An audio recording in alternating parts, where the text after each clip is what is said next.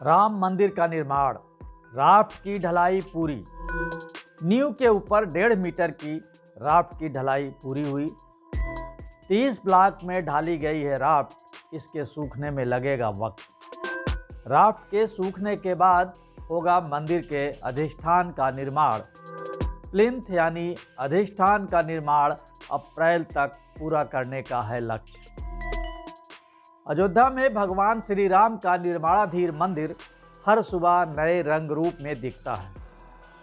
नींव का एक एक पत्थर नई कहानी कहता है। नींव हो, नींव की राफ्ट हो या फिर प्लिंथ के निर्माण की योजना, सभी में भव्य मंदिर के निर्माण के सृजन का बीज छिपा है।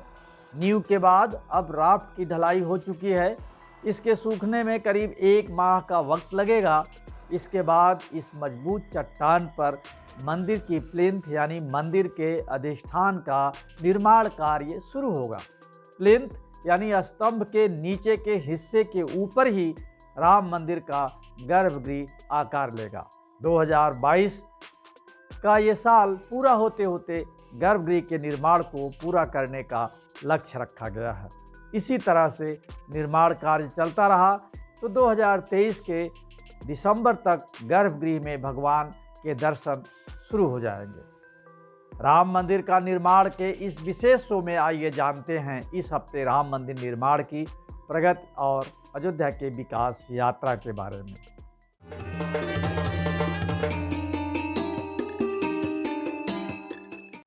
20 जनवरी के बाद शुरू होगा प्लिंथ निर्माण।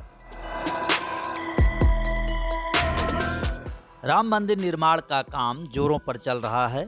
नींव के ऊपर 1.5 मीटर की राफ्ट की ढलाई लगभग पूरी हो चुकी है।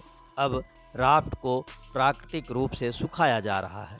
राफ्ट 30 ब्लॉक में ढाली गई है। सभी ब्लॉक जब सूख जाएंगे तब प्लिंथ यानी श्री राम मंदिर के अधिष्ठान का काम शुरू होगा। राम मंदिर ट्रस्ट का कहना है कि 20 जनवरी के बाद नींव के ऊपर प्लिंथ ढालने का काम शुरू कर दिया जाएगा।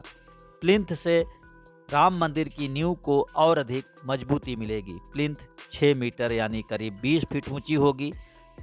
प्लिंथ के ऊपर ही राम मंदिर का गर्भगृह आकार लेगा। प्लिंथ निर्माण का कार्य अप्रैल तक पूरा करने का लक्ष्य रखा गया है।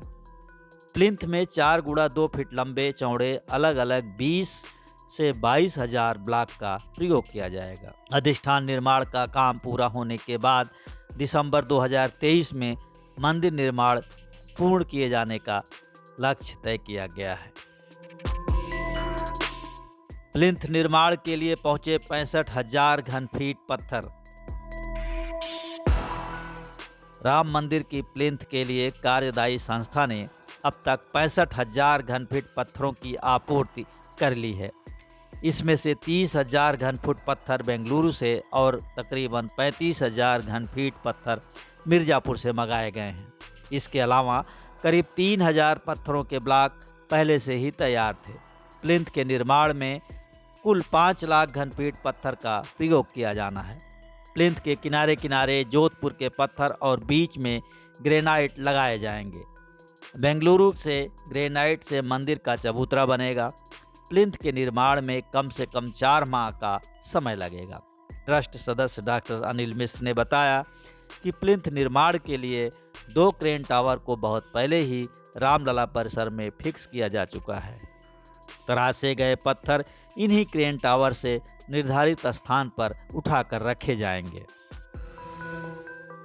पुख्ता जांच परख के बाद ही लगेंगे पत्थर। श्री राम मंदिर में लगने वाले एक एक पत्थर की पुख्ता जांच परख की जाएगी। चूँकि पत्थरों की गुणवत्ता का मूल्यांकन बाहर संभव नहीं है, इसलिए राम जन्मभूमि तीर्थ क्षेत्र ट्रस्ट ने रामलला परिसर के भीतर ही पत्थरों की अंदर से परख रखने वाले विशेषज्ञों की सेवाएं उपलब्ध करवा रहा है। पत्थरों की गुणवत्ता परखने वाली विशेषज्ञों की टीम में IIT दिल्ली के प्रोफेसर KS राव और पुणे के एक अन्य विशेषज्ञ शामिल हैं। तीर्थ क्षेत्र ट्रस्ट के महासचिव चंपत राय के अनुसार मंदिर में जो भी पत्थर लगेगा वो पूरी तरह से दोष मुक्त होगा। मंदिर निर्माण में जुटी संस्थाओं के अनुसार कई बार कटिंग और तराशी के बाद पत्थर में बाल के बराबर स्क्रैच या फिर अंदर से टूट आ जाती है। यह स्क्रैच नंगी आंखों से नहीं दिखती। यदि इस तरह के क्रैक पत्थरों का इस्तेमाल कर लिया गया तो हो सकता है कि आगे चलकर वो मंदिर का भार सहने में पूरी तरह से सक्षम न हो। इसीलिए मंदिर में लगने वाले एक एक पत्थर की भार क्षमता परखी जा रही है। मौसम बना बिलेन, 28 दिन सूखेगा राफ्ट। अधिष्ठान यानी प्लिंथ निर्माण के साथ ही मंदिर निर्माण सतह से ऊपर उठने लगेगा। राम मंदिर का निर्माण देखने की लालसा लिए राम भक्तों के लिए ये एक शुभ घड़ी होगी। प्लिंथ पर ही पहले से तराशी गई शिलाएं तय मानचित्र के अनुसार राम मंदिर के रूप में संयोजित और नियोजित की जाएंगी। मंदिर के अधिष्ठान यानी प्लिंथ का निर्माण समय से शुरू हो सके, इसलिए राफ्टिंग के काम को विपरीत मौसम में भी समय से पूरा किया गया। हालांकि एक बार फिर मौसम इस शुभ कार्य में बाधा बना। 1-2 दिन के लिए काम रोकना पड़ा। खराब मौसम होने की वजह से ब्लॉक के सूखने में अब वक्त लग रहा है। बेमौसम बारिश के कारण अंतिम ब्लॉक की ढलाई के बाद कम से कम 28 दिन तक इसके सूखने की प्रतीक्षा की जाएगी। इसके बाद फरवरी माह के दूसरे सप्ताह में अधिष्ठान का निर्माण शुरू कर दिया जाएगा। तेजी से हो रहा है रिटेनिंग वॉल का निर्माण। राम मंदिर के निर्माण के साथ ही मंदिर की सुरक्षा के लिए रामलला परिसर के 3 तरफ बनने वाली रिटेनिंग वॉल यानी बाउंड्री वॉल का निर्माण कार्य भी तेजी से चल रहा है। रिटेनिंग वॉल एक ऐसा स्ट्रक्चरल वॉल है जो किसी भी मटेरियल को रोके रखने के लिए मदद करती है और उसे बहने या खत्म होने से बचाती है। रिटेनिंग वॉल बनाने के लिए अनेक प्रकार की निर्माण सामग्रियों का इस्तेमाल किया जाता है। ये सामग्रियां जैसे कंक्रीट ब्लॉक, पत्थर और चट्टानें आदि हैं। राम मंदिर की रिटेनिंग वॉल भी मजबूत चट्टान की तरह बनाई जा रही है। ये मंदिर की नींव को मजबूती प्रदान करेगी। ये दोनों ओर विभिन्न ऊंचाई पर जमीन की सतह को बनाए रखने में भी मदद करेगी। इस समय मंदिर के पश्चिम दिशा की तरफ काम चल रहा है। रिटेनिंग वॉल के निर्माण का काम पूरा होने में कम से कम 6 माह का वक्त लगेगा। इसके बाद राम मंदिर के परकोटे का काम शुरू होगा। सुपर स्ट्रक्चर के निर्माण के बाद बनेगा परकोटा। श्री राम जन्मभूमि में विराजमान रामलला के निर्माणाधीन मंदिर के परकोटे का निर्माण सुपर स्ट्रक्चर के निर्माण के बाद किया जाएगा। परकोटा एक तरह से मंदिर की प्राचीर होगी। मंदिर की सुरक्षा के लिए ये ठीक उसी तरह बनाया जाएगा जैसे प्राचीन काल में किले की सुरक्षा के लिए राजा महाराजा ऊंची ऊंची दीवारें या प्राचीर का निर्माण करवाते थे। मंदिर निर्माण के लिए अनुबंधित मेसर्स चंद्रकांत भाई सोमपुरा कंस्ट्रक्शन कंपनी के निदेशक आशीष सोमपुरा के अनुसार परकोटे का निर्माण सुपर स्ट्रक्चर के निर्माण के पहले शुरू हुआ तो इससे अन्य कई काम प्रभावित होंगे। मशीन आदि का आवागमन बाधित हो जाएगा, इसलिए परकोटे का निर्माण बाद में होगा। परकोटे की डिजाइन के अनुसार रामलला परिसर के आसपास की कुछ ज़मीनें भी खरीदी गई हैं।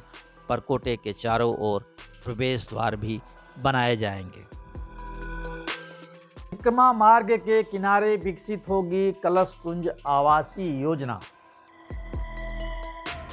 राम मंदिर निर्माण के साथ ही देश विदेश के नागरिकों की इच्छा अयोध्या में बसने की प्रबल रूप से दिख रही है। इसीलिए अयोध्या विकास प्राधिकरण राम मंदिर के आसपास कई आवासीय सुविधाएं विकसित कर रहा है। इनमें कलश कुंज आवासीय योजना प्रमुख है। यहाँ प्राधिकरण 1 एकड़ में करीब 150 फ्लैट बनाएगा। ये स्कीम 14 कोसी परिक्रमा मार्ग पर कुढ़ा केशवपुर में विकसित होगी। इसके अलावा श्री राम जन्मभूमि से करीब 1 किलोमीटर दूर प्रहलाद घाट पर जानकी विहार आवासीय योजना भी चल रही है। आवास विकास परिषद भी 1100 एकड़ में भव्य अयोध्या टाउनशिप में 10,000 आवासीय भूखंड विकसित कर रहा है। ये योजनाएं रामनगरी में बसने की इच्छा रखने वालों की कामनाएं पूरी करेंगी। राम मंदिर का निर्माण का ये शो आपको पसंद आया तो चैनल को लाइक करें, कार्यक्रम को शेयर करें और हाँ, कमेंट बॉक्स में शो के बारे में अपनी राय जरूर लिखें। ताकि कार्यक्रम को और बेहतर बनाया जा सके। अगले हफ्ते मिलेंगे और तमाम जानकारियों के साथ। जय श्री राम।